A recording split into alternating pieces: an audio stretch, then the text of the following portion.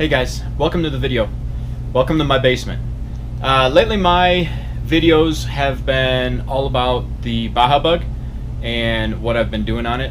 But I get these emails from subscribers asking me about certain tools, and in the past I've done some videos on some of the tools and some of my shop and some of my techniques and whatnot. And I've not been doing that lately. So I wanted to do a video here on my punch, because this is the tool that people actually ask me about second to the welders. The number one thing that people ask me is what welders I use, but behind that is there's a couple of videos where I show me using this punch, and a lot of people ask me what it is, where it came from, and so this video is going to be about my punch. Now, some of you have probably seen the handheld punch before. This is more popular. A lot of people have this. It does the same thing, it's just a lot smaller. It punches holes in metal. These two are good complements to each other because this one is obviously handheld. You can take it anywhere.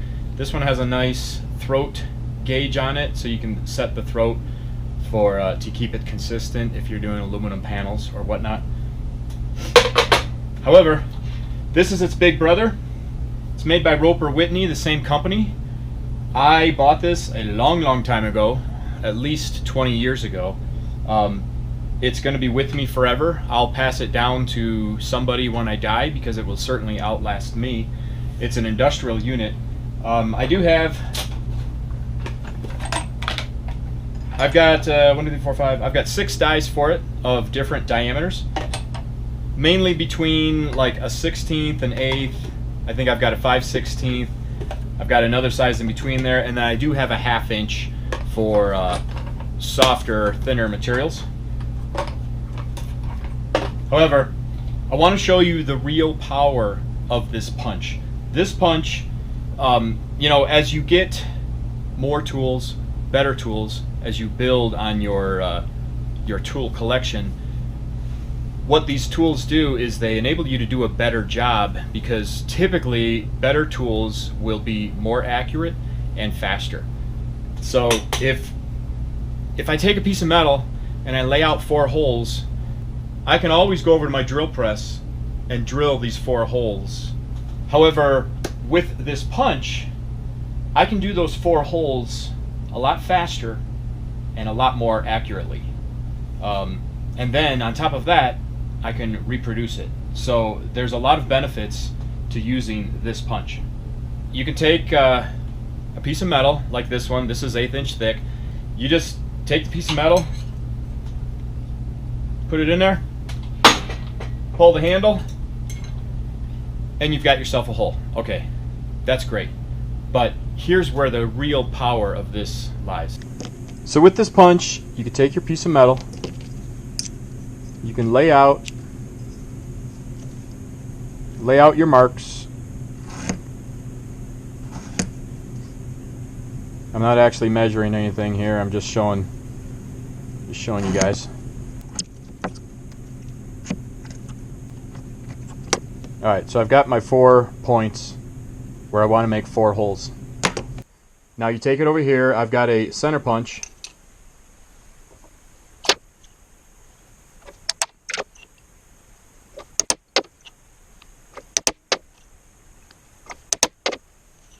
So with my center punch, I've put a prick mark on my 4 points. So these dies have little tips on the end of each one of them.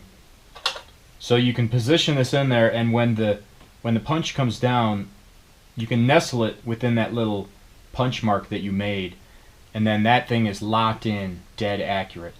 So it makes it very simple, as long as you're good with your layout and with your punch marks, to make extremely accurate holes. So you take your piece, you set it up in here, you slide it around a little bit, and you'll feel when the little prick mark goes in your dimple.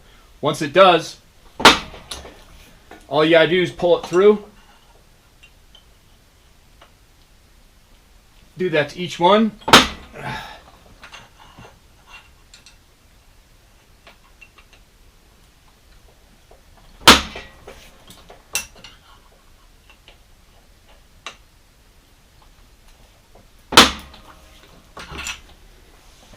Alright, so now I've got 4 very accurate holes where I laid that out. Now 2 things.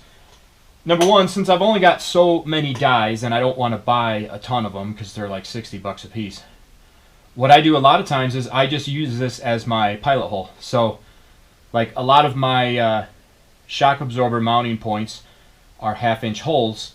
So what I'll do is I'll do all the layout with this punch, and then from here I'll take it over to my drill press and drill it the rest of the way. At that point it's going to be extremely accurate because my pilot hole I did with the punch. However, where it really pays off a lot is if you, let's say you're making a part and you need to make multiple parts and you want them to be the same. You can make your first part. This will kind of be like your template. And then you don't have to do any layout on the next part. Vice grip it together, and now what I'm going to do, as long as I'm punching with the same size punch, I can bring the punch down, nestle it into the hole. Once it's in there, then punch it all the way through. Then do that to all 4 holes.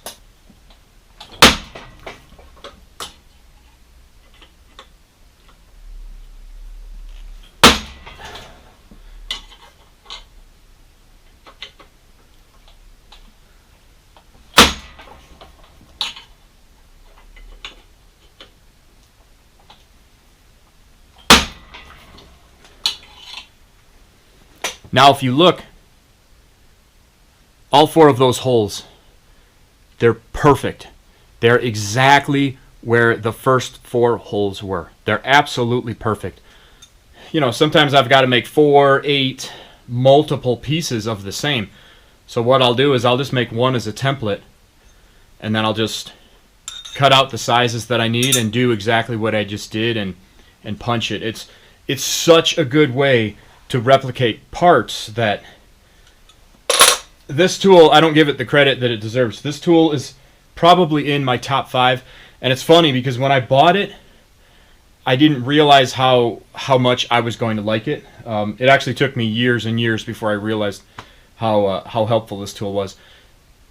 I think I bought it in the mid-90s. I think I paid $450 back then.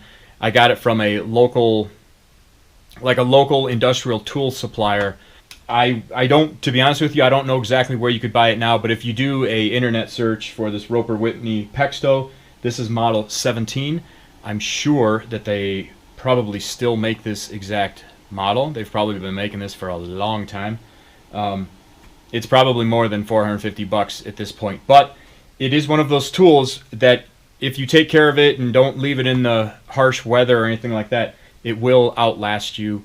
And I know for me, it has more than paid for itself just in the time that it has saved me. That's the video on my Roper Whitney punch. I hope it helps you guys out, answers any questions that you might have for the punch, and thanks for watching the video. I hope you see you on the next one. Take care. Did I get, this thing's got some grease on it. This is a new Carhartt. Did I get grease on my Carhartt? I just told you how much I love my punch, and then my punch gets me greasy. I don't think I got any grease on you. I didn't get any grease on me.